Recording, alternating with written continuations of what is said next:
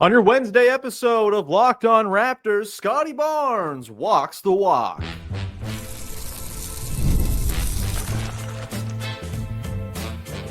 You are Locked On Raptors, your daily Toronto Raptors podcast, part of the Locked On Podcast Network. Your team every day. Hey, what's going on? And welcome to another episode of Locked On Raptors, part of the Locked On Podcast Network, your team every day. It is Wednesday, December the 4th, and I'm your host, Sean Woodley. I've been covering the Toronto Raptors now for 11 seasons on various platforms. You can find all my work over at Blue Sky at woodleysean.bsky.social. You can find the show on Instagram at Locked On Raptors. And of course, you can join us in the Locked On Raptors Discord server, link in the description of the podcast. It's free to join, costs nothing, and it's a great place to come hang out, talk ball, share your Spotify Wrapped so I can make fun of you for wasting your life away listening to this podcast. Love you, little sickos. Join us in the Discord with our family of sickos who love the show and just want to talk about it all the live long day. Of course, you can also check out the Locked On Raptors newsletter. It's free. It's daily. It's in your inbox. It's original writing from me 5 times a week. I'll have some words on Scottie Barnes dropping a little bit later on today. Go subscribe. You can go to the link in the description of the podcast, or if you're watching on YouTube, we got a handy little QR code on the screen. You can just go click through and subscribe that way as well. Today's show is brought to you by our friends over at Game Time. Download the Game Time app, create an account, use the code LOCKEDONNBA for $20 off your first purchase. And we are off and running here on your Wednesday edition of the show, breaking down a Toronto Raptors NBA Cup closing 122-111 win over the Indiana Pacers. One of these teams respected the cup and showed up and played out the round robin as they should, and another did for like 8 minutes in the third and fourth quarters. The Raptors just kind of took it to the Pacers in this one. It got a little hairy at the end, as was also the case on Sunday against Miami. The Raptors are building a new script for themselves. You know, it was at one point they were a team that would get a lead and then totally blow it and lose. Now they're getting a lead, totally blowing it and hanging on, which is great. Progress, baby. This is a development season. We're going to get into a lot on today's show. We're going to get into Davion Mitchell, who I'm done trying to understand.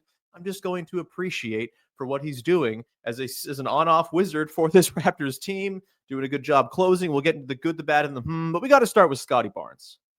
Boy, oh boy, Scottie Barnes was awesome in this game. And we're seeing Scottie Barnes walk the walk. He's doing the superstar thing that the Raptors bet on him doing when they traded Pascal Siakam last year, which we'll talk about a little bit later on. The Pacers pick next year. Yummy, yummy, yummy. The Pacers are a mess. But when it comes to Scottie Barnes, the move to move on from Pascal to kind of recenter the team around him was a bet that he could do things like he did last night against the Pacers on a regular basis. 35 points, 6 boards, 9 assists, a steal, a block, 13 of 20 shooting, 3 of 7 from downtown. Keep on taking threes, Scotty.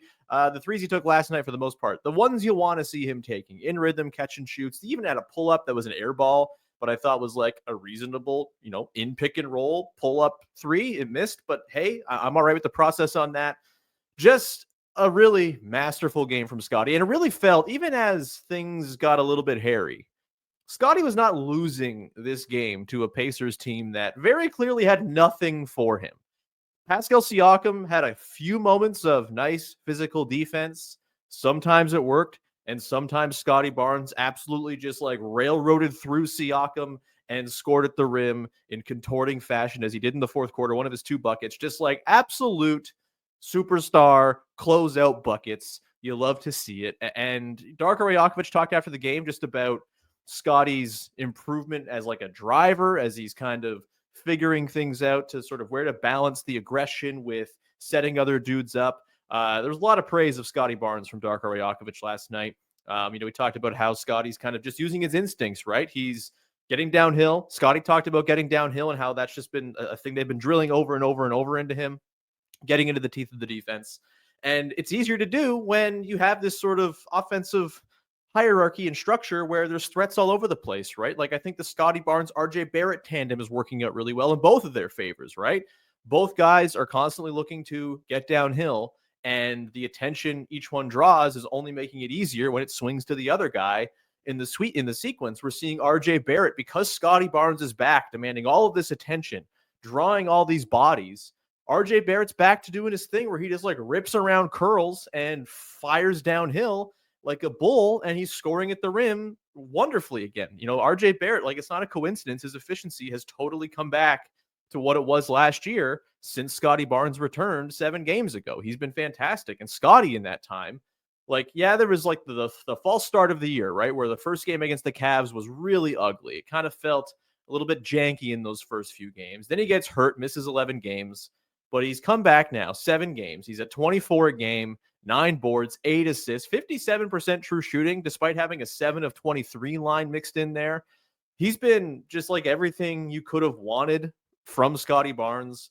If you're the Raptors front office, like, this is the vision, right? Like, this is what you were hoping to see. And the way he locked this game down, like I said, he just felt like he wasn't going to lose this one.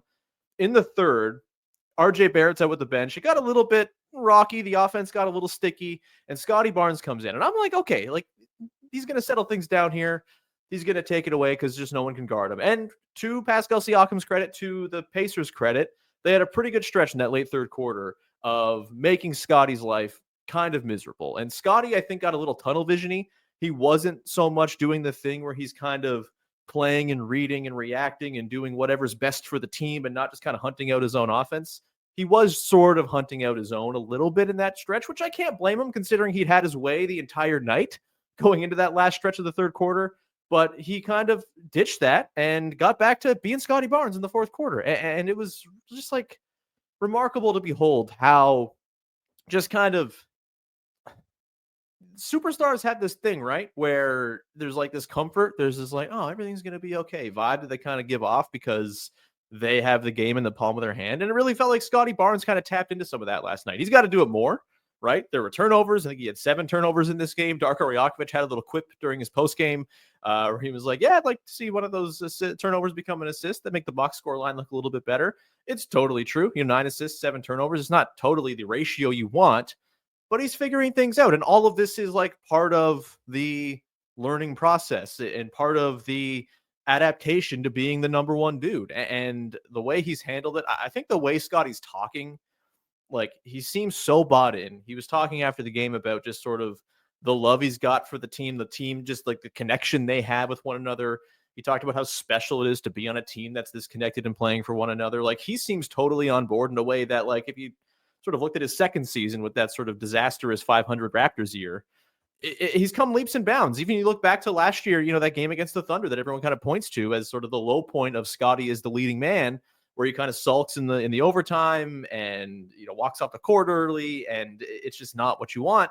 Like, he's clearly, like, again, walking the walk, man. He talked going into the offseason, coming out of the offseason, like communication, leadership, all this stuff. It's all this intangible crap you can't put a number on, but it seems very palpable when you hear the people around the team talk about him, when you hear him talk about the team and sort of the tone he's taking.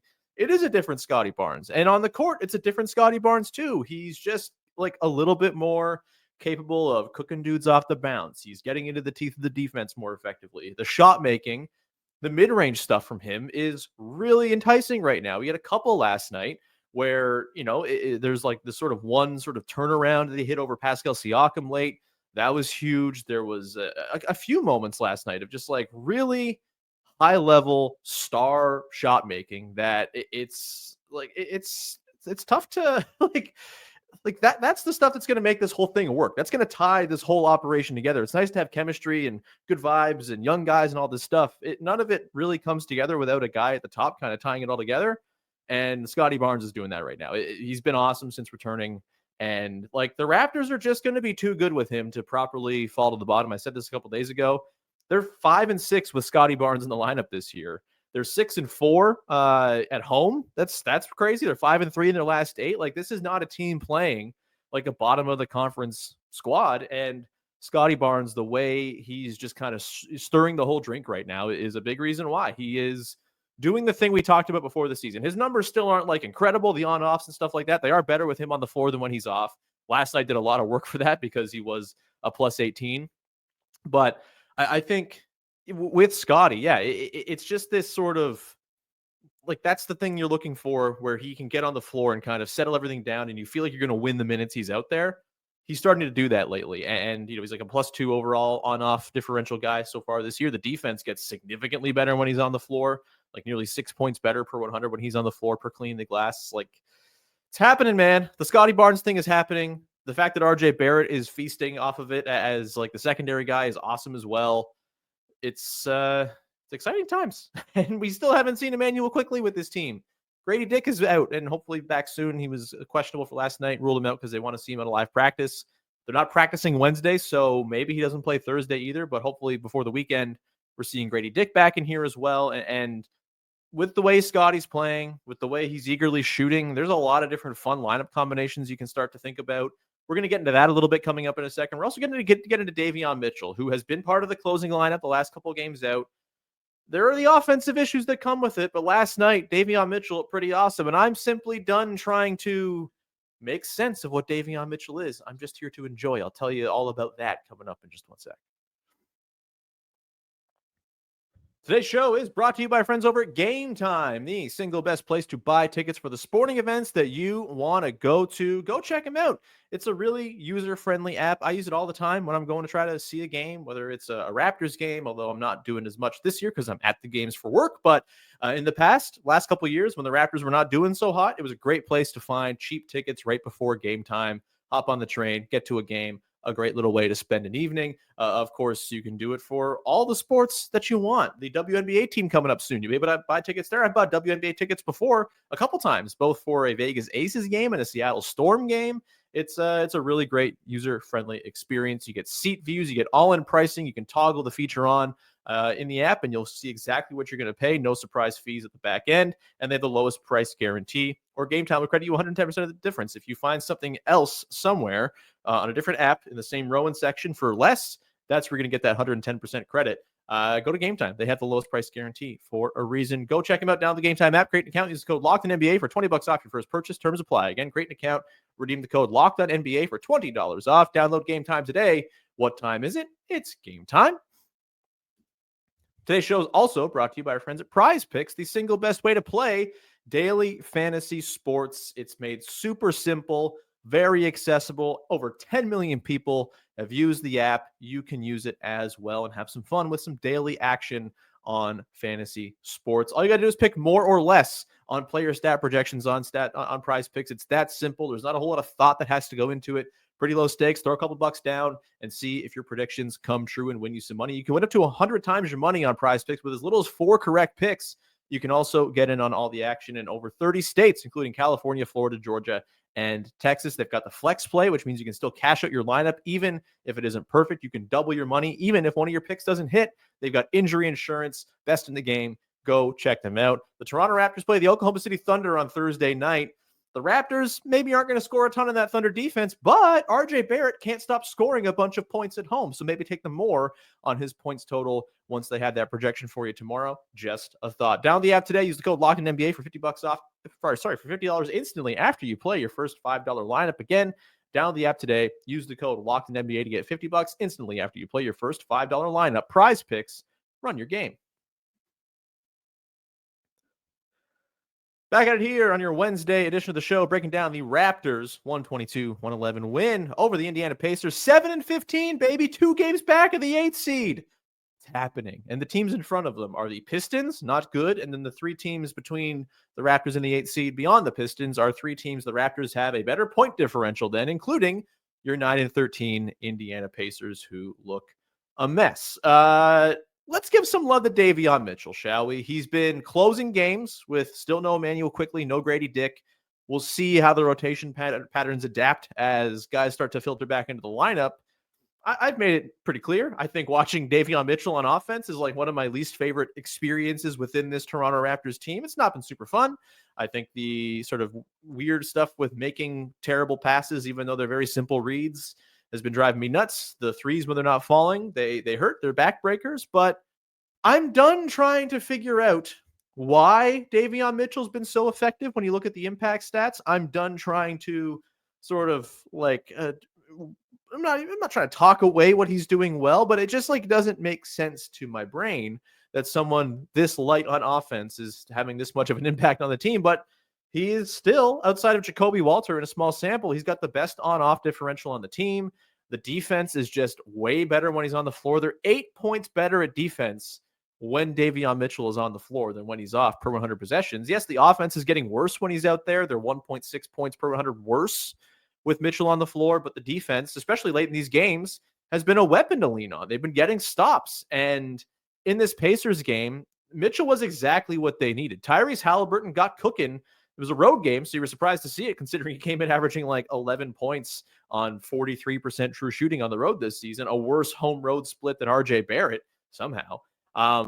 You know, Haliburton got loose in this one, though. He was cooking the Raptors on switches. There were a couple times where, we got Jakob Poeltl on the perimeter, no help behind, just quick blow-by finish. This was as good as Tyrese Haliburton's looked really at any point this season, I think. He still didn't look amazing. He had a couple really bad back-breaking misses that kind of broke the soul a little bit, but he was, for his standards this season, quite good. And Davion Mitchell was just clearly the dude they needed to try to slow him down at the point of attack.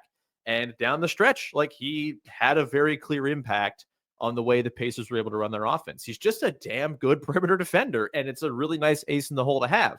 It hurts the offense a little bit. The offense wasn't any kind of gangbusters down the stretch or anything like that. Scottie had those couple big buckets. Those were huge. But overall, they weren't winning this game necessarily with offense. It got a little sloppy, a little sticky.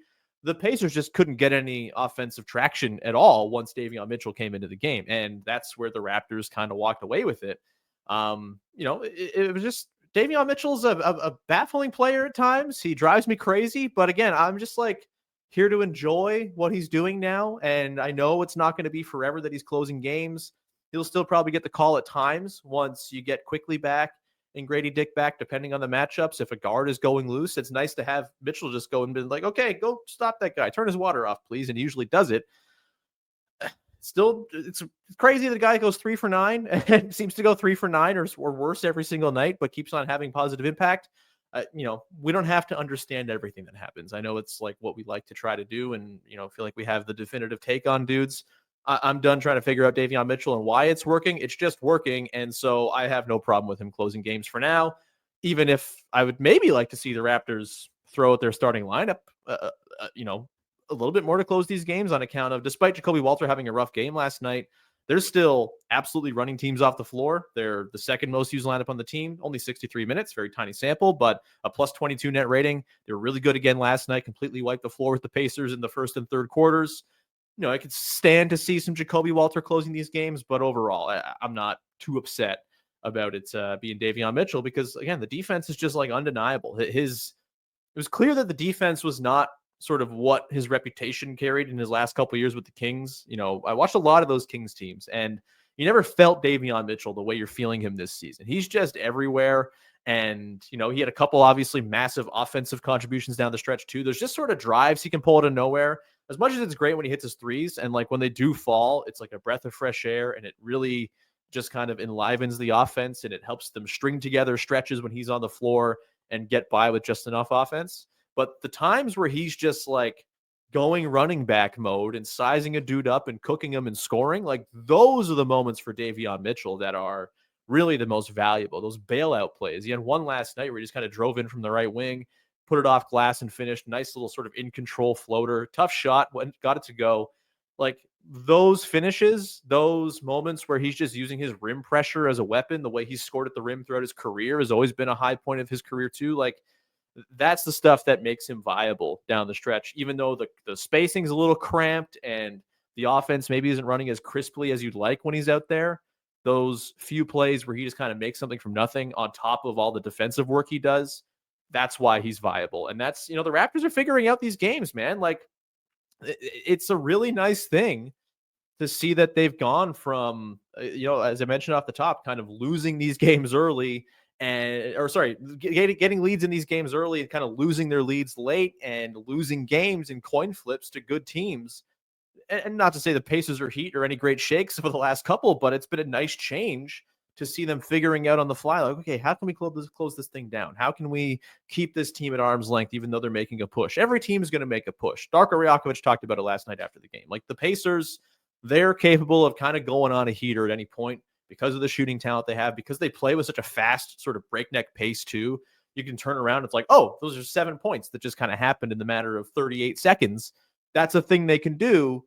And it was impressive for the Raptors to just kind of ward them off and say no. And Davion Mitchell coming in and doing that and shutting things down defensively and turning off the water for Haliburton, a really big part of that. And like, I'd much rather watch the Raptors play these games where they're coughing up a big lead, but closing things out and locking it down and winning than watching them just kind of blow out a team, both for like entertainment purposes and for learning purposes. It's nice they're getting these reps.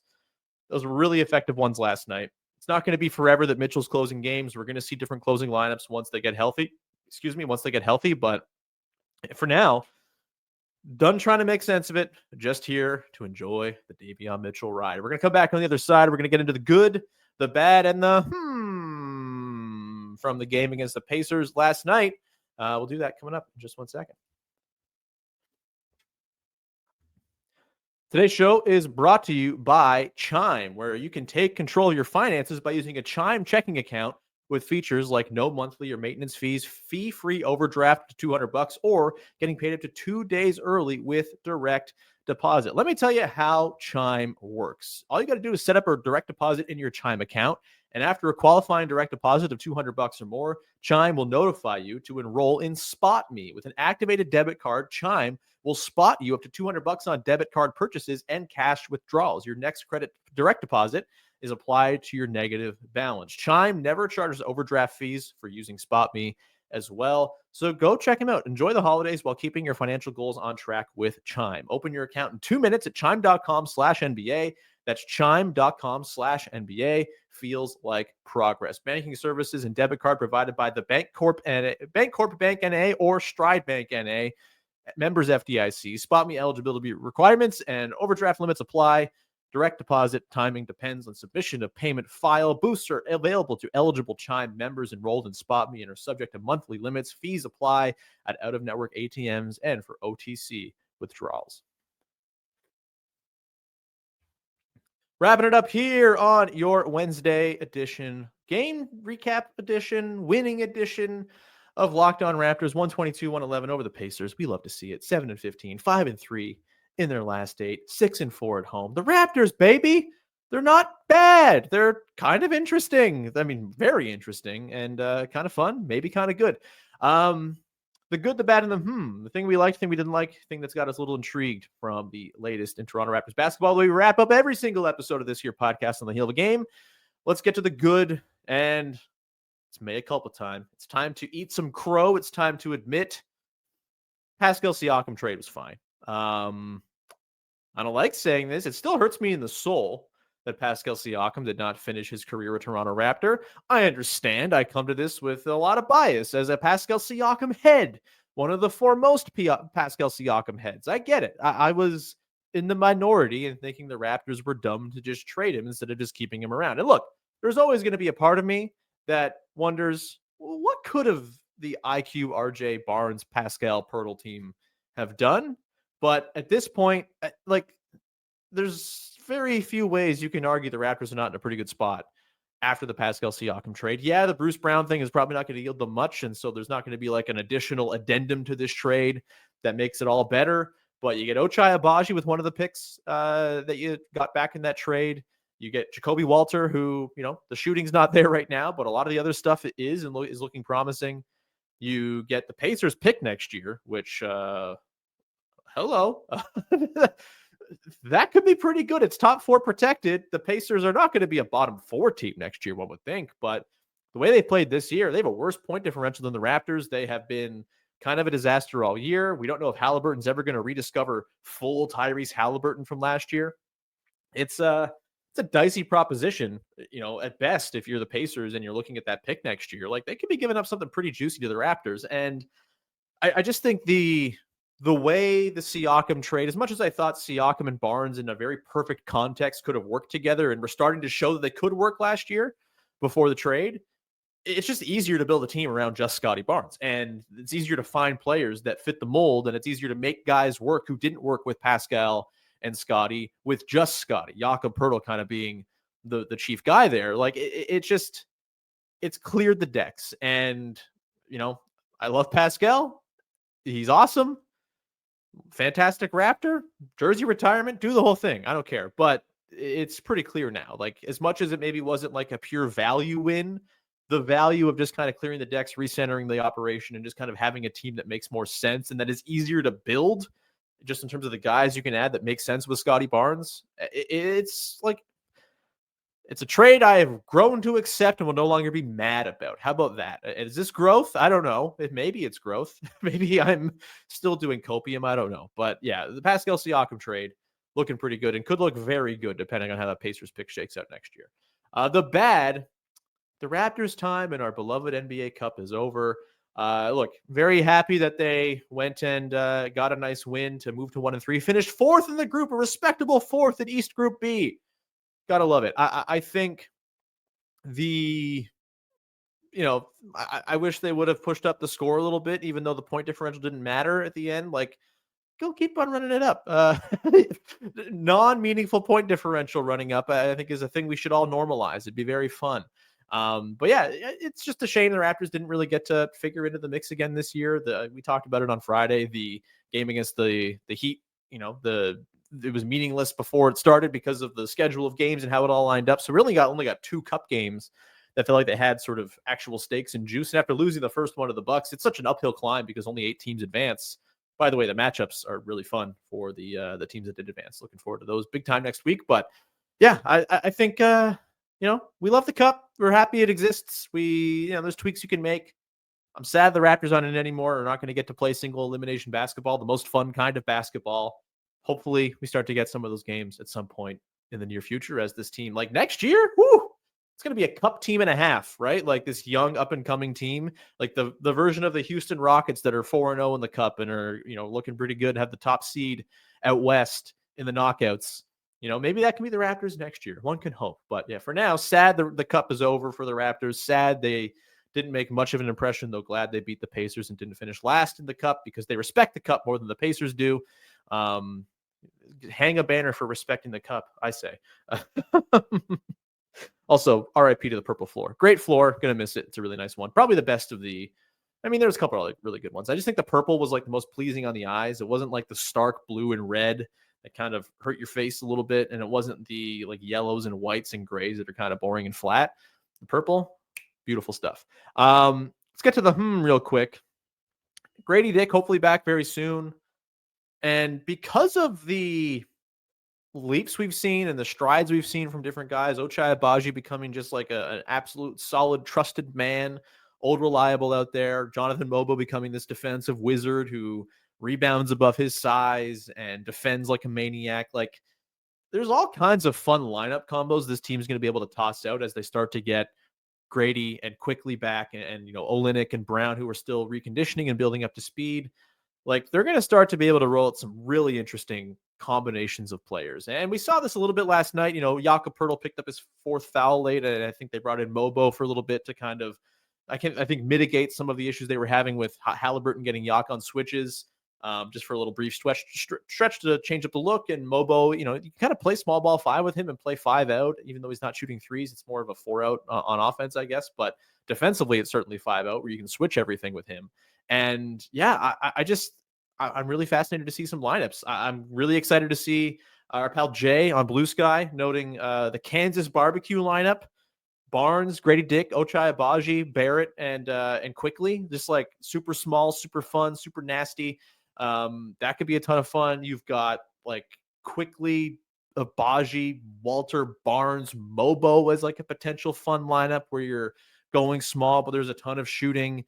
You've got, Barnes, Dick, Agbaji, Barrett, Poeltl, which I expect to be the starting lineup once Dick comes back soon. I think that lineup's going to have a lot of juice. There's just like, and once you get Kelly back, the Scotty, Mobo, Kelly front court trio that I really want to see, like that's going to be a movie, I think.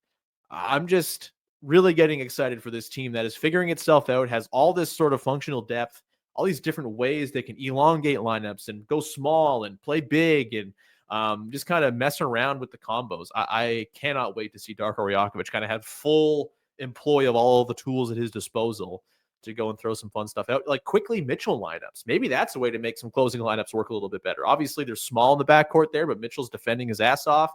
You have Quickly hiding off ball. Maybe it's a little more, it's making use of what Quickly does well as a defender, which is play off ball.